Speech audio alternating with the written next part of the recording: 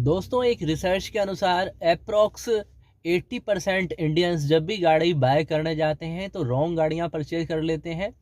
वो चाहे उनका लोअर वेरिएंट हो या फिर हायर वेरिएंट हो, यानी अपनी नीड के अकॉर्डिंग गाड़ी बाय नहीं कर पाते हैं।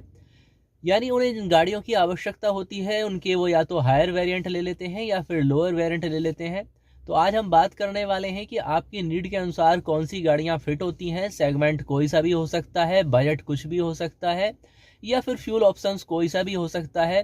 तो यहाँ पर फिट होना चाहिए आपकी रिक्वायरमेंट के अनुसार, यानी आपकी रिक्वायरमेंट क्या है, इस बारे में आपको इन 4 पॉइंट्स का विशेष तौर से ध्यान रखना चाहिए। तो फर्स्ट ऑफ ऑल इसमें पॉइंट आता है बजट का। तो बजट कितना होना चाहिए, आप यहाँ एक अपना क्राइटेरिया बनाकर चलिए कि आपको गाड़ियाँ लेनी है। फर्ज कीजिए 5 लाख बजट में, 6 लाख बजट में, या फिर 7 लाख बजट में, या फिर इससे हायर जो भी आपका बजट होता है। तो आपको माइंड में यहाँ पर फर्स्ट पॉइंट तो यही रखना चाहिए, क्योंकि उसमें इंश्योरेंस है या अन्य चार्जेस होते हैं तो इतना डिफरेंस वहाँ पर आ जाता है। डिफरेंस ये भी हो सकता है कि आप कोई एंट्री लेवल की गाड़ी लेने जा रहे हैं तो वहाँ पर कम डिफरेंस हो, लेकिन अप्रोक्स आप 1.5 से 1.5 लाख या 2 लाख का डिफरेंस आप मानकर चलिए। अगर आप 6, 7, 8 या 10 से 12 लाख की गाड़ी लेकर चलते हैं, यानी आपका बजट अगर 5 लाख की गाड़ी लेने का है, तो आप मानिए कि आपके लगभग 6 से 6.5 लाख रुपए वहाँ पर खर्च होने वाले। तो फर्स्ट पॉइंट होता है हमेशा बजट का।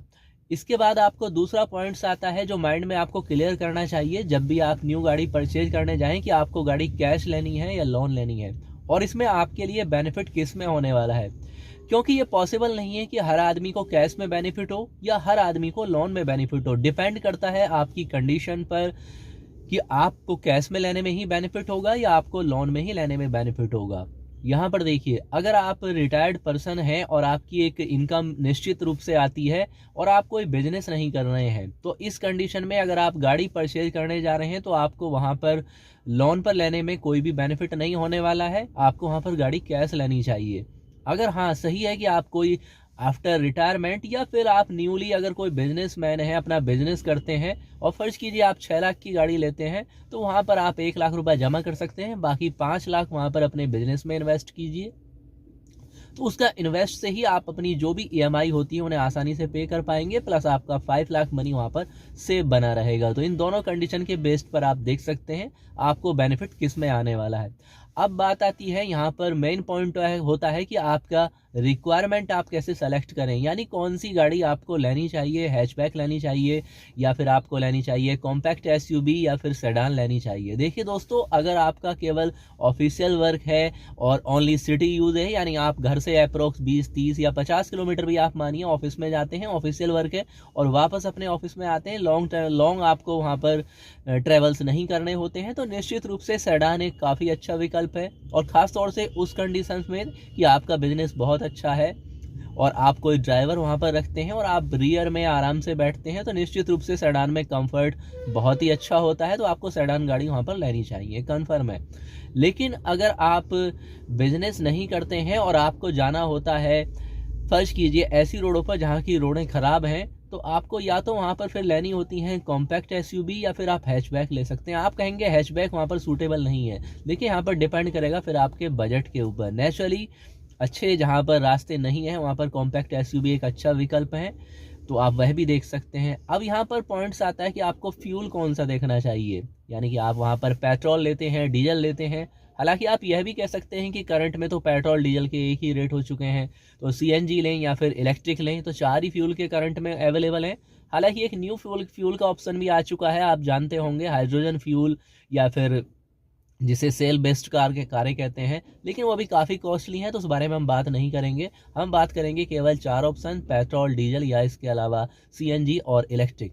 पेट्रोल का आप लीजिए, लगभग आपका मंथली यूजेस है 1 से 1,500 किलोमीटर, यानी कि 1500 किलोमीटर के आसपास पूरे मंथ में आप यूज करते हैं, 50-60 किलोमीटर, या कभी आपको 1-2 बारी बाहर जाना है और आपका रनिंग 1000 से 1500 किलोमीटर है, तो आपको पेट्रोल तक ही सीमित रहना चाहिए। क्योंकि डीजल पर अगर आप जाते हैं तो स्टार्टिंग में आपको गाड़ियां महंगी पड़ती हैं, नेचुरली है। डीजल की गाड़ियों की सर्विस भी काफ़ी महंगी होती है, ये काफ़ी सारी दिक्कत होती हैं। और आजकल प्राइस में आपको इतना डिफरेंस नहीं है कि आप वहाँ पर सेविंग कर पाएँ।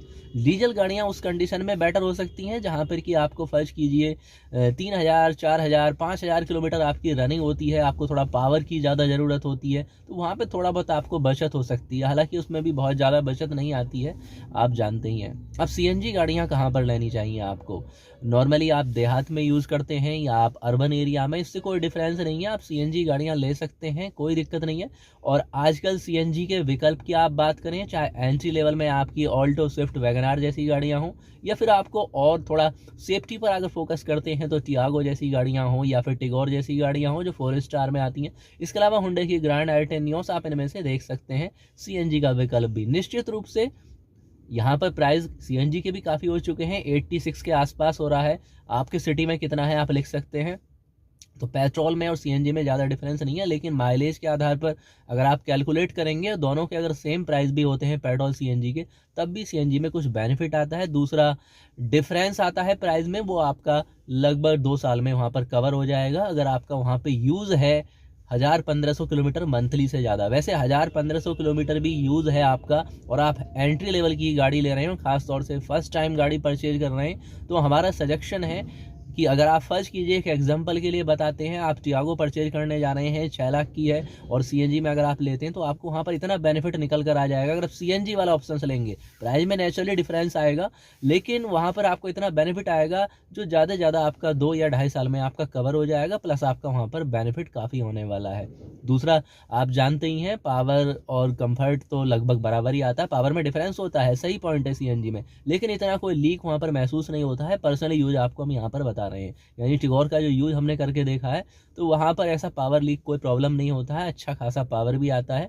और भाई माइलेज तो काफ़ी ज़बरदस्ती है, 27 के आसपास का माइलेज निकाल रही है गाड़ी, तो कोई दिक्कत नहीं। इसके अलावा कुछ और पॉइंट्स आपसे हम चर्चा करते चलेंगे कि आपको, जैसा हमने बताया कि आपको गाड़ी कौन सी लेनी चाहिए, फाइनली ये आता है कि आपने यहाँ पर बजट अपना सेट कर लिया, फ्यूल आपने फाइनल कर लिया कि आपको पेट्रोल, सीएनजी या डीजल लेनी है, लेकिन फाइनली गाड़ी आप हैचबैक लें, कॉम्पैक्ट एसयूवी लें। भाई देखिए, अगर आप गाड़ियां केवल देखा देखी ले रहे हैं कि मेरे फला फ्रेंड्स ने लिया है और मुझे या मेरे फला रिलेटिव ने लिया है, तो आप इस आधार पर गाड़ियां सजेशन ना लें। आप देखिए आपका जो भी रिक्वायरमेंट है, फर्स्ट कीजिए, आपको बहुत ज़्यादा लॉन्ग गाड़ी का यूज़ करना है। लॉन्ग का मतलब है कि आपको जाना पड़ता है पहाड़ी एरिया में या फिर रेतीली एरिया में या इस तरीके जहाँ पे कि आपको अननोन कंडीशन का, तो आप बिल्कुल कॉम्पैक्ट एसयूवी लीजिए, क्योंकि ग्राउंड क्लियरेंस काफ़ी अच्छा होता है। लेकिन आपको जनरली यूज़ करना है आपके अर्बन एरिया में या इसके अलावा जो आपके देहाती वगैरह इस तरह के क्षेत्र होते हैं, नॉर्मल अपने यूज़ करना है, तो आप बिल्कुल वहाँ पर, चाहे आप हैचबैक लेते हैं, कोई दिक्कत नहीं है।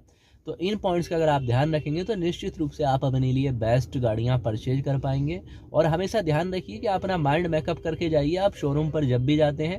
बेशक आप एक आइडिया बनाकर जाते हैं कि हमको फलानी गाड़ी लेनी है, कि स्विफ्ट लेनी है, इसका ये मॉडल लेना है, LXi लेना है, VXi प्लस लेना है, और हमें बस यहीं तक जाना है कि हमारा बजट फर्ज कीजिए 8 लाख है या फिर 8.5 लाख है, या हमें टियागो का फलाना वर्जन लेना है या ग्रैंड आई-10 का ये लेना है। लेकिन वहाँ पर जब आप जाते हैं तो निश्चित रूप से जो रिप्रेजेंटेटिव होते हैं आपका माइंड चेंज करते हैं, टॉप एंड पर ले जाते हैं। तो इसलिए हमने वीडियो के स्टार्टिंग में कहा है कि अक्सर 80% इंडियंस यही करते हैं कि रिक्वायरमेंट बेस्ड पर नहीं, जो अपना एक आइडिया वहाँ पर चलते हैं, उस आधार पर जो रिप्रेजेंटेटिव उन्हें सलाह दे देते हैं, उस आधार पर गाड़ियाँ परचेज कर लेते हैं, क्योंकि फाइनली कर नहीं चलते हैं। और आजकल तो बहुत सारे सिस्टम है, आप पहले इस बारे में डिसाइड कर सकते हैं कि आपको कौन सी गाड़ी फाइनली इस बजट तक की लेनी है।